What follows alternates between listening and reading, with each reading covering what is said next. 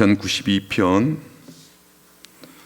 12절부터 15절까지 보겠습니다. 시편 92편 12절부터 15절까지 말씀, 구약 성경 871쪽에 있습니다. 시편 92편 12절에서 15절까지 말씀입니다.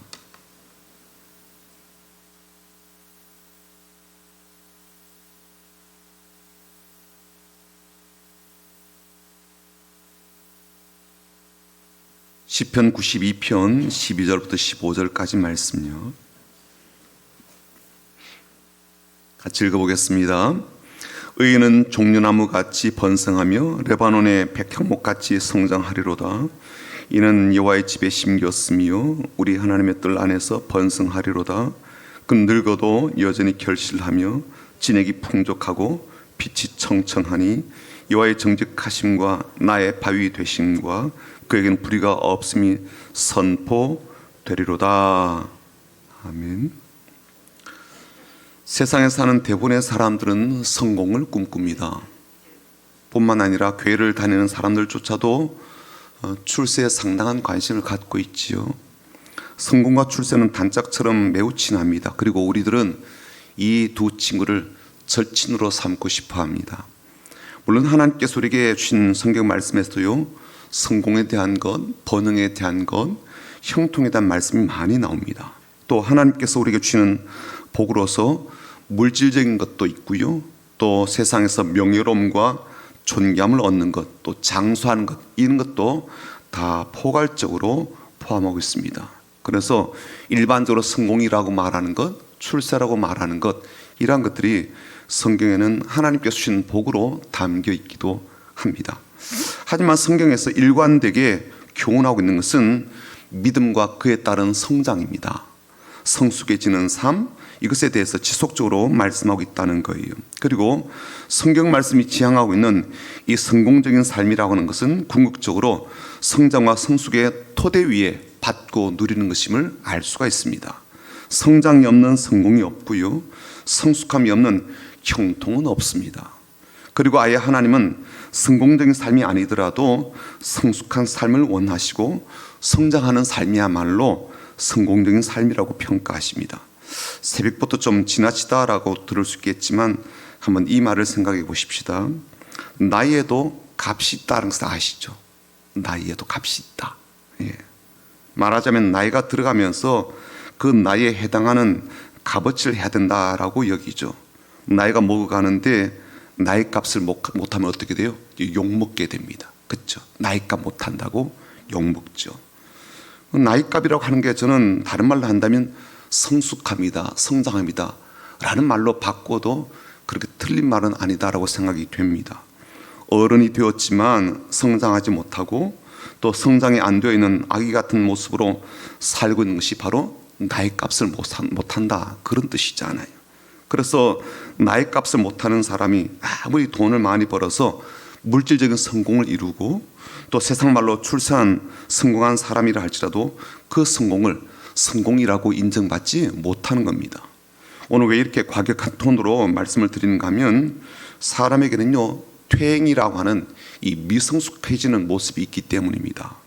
퇴행이라 하면 사람이 성장하는 것이 아니라 퇴보하는 것이고요, 성숙해지는 것이 아니라 뒷걸음질 치는 것 같은 어린아이 같이 되는 그런 모습을 말합니다. 생각도 애같이 하고요, 말도 아이같이 하고 감정 처리가 미숙하게 되어서 인간관계는 물론이고 신앙생활에도 크게 영향을 주는 그런 일들이 벌어집니다. 그리고 이런 미성숙한 퇴행이 사회 전반적으로 확산이 되게 되면 매우 수준이 떨어지는 사회가 되겠죠. 그리고 이런 퇴행이 교회 안에서 일반화가 된다면 교회가 딱 그 수준의 그런 공동체가 될 것입니다. 오늘 우리는요, 우리 자신의 신앙적 성장과 또 성숙을 위해서 기도 드리는 날로 보내게 될 것입니다. 그래서 저는 다른 날의 기도 못지않게 매우 중요한 날이라고 여겨집니다. 오늘 본문으로 들어가 보면 중요한 세 가지 사실을 확인할 수가 있는데요, 첫 번째는 이렇게 말씀하고 있습니다. 의인은 성장하는 사람이다.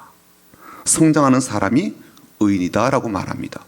12절 한번 볼까요? 12절 보시면 의인은 종려나무같이 번성하며 레바논의 백향목같이 성장하리로다. 이 말씀의 본질은 하나님께서 의인들의 삶에 복 주셔서 은혜를 베풀어 주셔서 그들의 삶이 종려나무처럼 무성하게 자라고 레바논의 백향목처럼 울창하게 성장함을 의미하죠.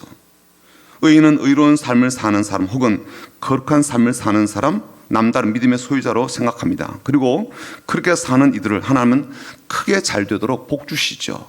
그런데 다시 영적인 관점으로 보면 이것이 단지 그들에게 이렇게 복 주시겠다라는 것뿐만 아니라 의인은 이렇게 성장하는 사람임을 의미하고 있다는 것을 알 수가 있습니다. 여러분, 이 말씀을 단순하게 풀어서 이렇게 말해볼 수 있지 않겠습니까? 성장하지 않는 의인은 성숙함이 없는 의인이란 말은요, 성립이 안 되는 거예요. 어른스러워지지 못하고 여전히 아이의 수준에 머물러 있는 그런 의인이란 말이 아주 이상하게 들려지지 않아요? 그만한 시간을 교회에 다녔다면 큰 나무가 되어야 되는데 자라지 못하고 남들을 위해서 그늘막도 만들어주지 못해서 어느 사람 하나 그 나무 그늘 아래 머무를 수가 없고 힘을 얻을 수 없는 그런 사람을 우리가 의인이라고 부를 수는 없을 겁니다. 저도 이제 내년이면 60이 되거든요. 2달 뒤면 좀 그렇게 됩니다. 그리고 10년 뒤면 우리 교회에 이제 어르신이라고 불려지는 그런 나이대가 이르게 됩니다. 그래서 저는 이 말씀이 매우 저에게 긴장을 크게 불러일으킵니다. 나이가 들어가는데 나이 값을 하지 못하는, 성장하지 못하는 그런 잡목에 불과한 존재로 있을까 두렵기 때문입니다. 지금 어른이라고 생각되는 분들 한번 생각해 보십시오. 나는 성장한 나무인가? 성장하고 있는 그런 나무인가? 성숙한 나무인가? 우리 청년들은 어떨까요? 그들도 이제 어른으로 이제 진입을 하고 있잖아요. 우리 청년들은 잘 자라고 있는 나무일까요? 우리 어른들은요, 나이대가 두터워지면서 건축 자재로 쓰이건 아니면 공예품과 악기를 위해서 사용되건 쓰임새가 아주 좋은 나무로 그렇게 잘 자라고 있을까요? 하나님의 집을 건축하는 일에 귀하게 사용된 백향목처럼 그렇게 성장하고 있습니까? 성장이 없는 의인은요, 열매 없는 과일나무에 불과합니다. 과일이 맺히지 않는 과일나무를 우리가 어떻게 합니까? 두 번째는요, 성장 위한 중요한 조건 중에 하나가 어디에 뿌리를 내리는가입니다. 어디에 뿌리를 내리는가. 식물의 성장에는 햇빛이 중요하죠. 비옥한 토양도 꼭 필요하고요. 또 물이 풍부해야 됩니다. 그리고 나무 성장에 이렇게 많은 방해거리가 없는 그러한 곳이면 금상첨화이죠. 그래서 나무에게는요, 심겨진 자리가 매우 중요합니다. 나무에게도 성장에 있어서 그 뿌리를 내리는 자리가 중요하듯 의인의 삶과 신자의 삶에서도 어디에 뿌리를 내리는가 매우 중요한 요인이 되죠. 오늘 말씀 보니까 종려나무처럼 자라고 백향목처럼 성장할 수 있었던 비결을 소개하기를 여호와의 집에 심겨졌기 때문이다 라고 말합니다. 13절 한번 읽어볼까요? 13절 시작. 이는 여호와의 집에 심겼음이며 우리 하나님의 뜰 안에서 번성하리로다. 의인으로서 성공한 삶을 살려면, 성장과 성숙을 위한 삶을 살려면 반드시 그 뿌리를 여호와의 집과 하나님의 뜰 안에 내려야 한다는 거예요. 왜 하나님의 집에 뿌리를 내려야 됩니까? 그 이유는요, 아주 명확합니다. 우리가 온전한 성장과 놀라운 성숙함을 이루어낼 수 있는 가장 필요한 것, 모든 필요한 것들이 하나님의 집에서 나오기 때문에 그래요. 에스겔이 보았던 환상 중에 한 장면이 있죠. 성전에서 물이 흘러나오는 그런 장면이었습니다. 그 물이 동쪽에서 이제 남쪽으로 향해 흐르게 되는데 물의 깊이를 재어보게 되었죠. 그러니까 점점 깊어지는 것을 볼 수가 있었습니다. 처음에는 이제 재어보니까 발목쯤 그렇게 물이 찼는데 한 500m 정도 내려가서 또 재어보았더니 이제는 무릎까지, 또 500m 정도 내려가서 재어보았더니 허리까지, 또 500m 정도 내려가서 재어보았더니 이제는 내가 잠겨가지고 헤엄을 치지 않으면 그 강을 건널 수 없을 정도로 그런 깊이가 되었습니다. 그리고 더 놀라운 것은 그렇게 물이 깊게 흐르는 강의 양쪽을 보니까 수많은 나무들이 서 있더라는 거예요. 온갖 과일나무가 자라고 있고 그 잎사귀가 시들지 않고 열매를 많이 맺고 있더라는 거죠. 그리고 그 열매들의 당도가 얼마나 높은지 심지어 매달마다 새로운 열매들이 맺히고 있더라라는 그러한 장면을 보게 됩니다. 그리고 그 열매들이 이제는 양식으로 쓰이기도 하지만 그 잎사귀들은 약 재료로 사용되기도 한다라는 그런 환상을 보게 되었죠. 중요한 것은 무엇입니까? 그런 나무가 성장하기까지 그 물이 공급되는데 그 물이 어디로부터요? 성전으로부터 나오더라. 이게 중요한 거죠. 여러분, 하나님은처럼 하나님의 집에 심겨진 사람, 이와 뜰에 뿌리 내린 사람을 왜 의인이라고 표현했을까요? 믿음이 좋다는 것은 어떤 것입니까? 신앙이 깊다는 것은 어떤 것일까요?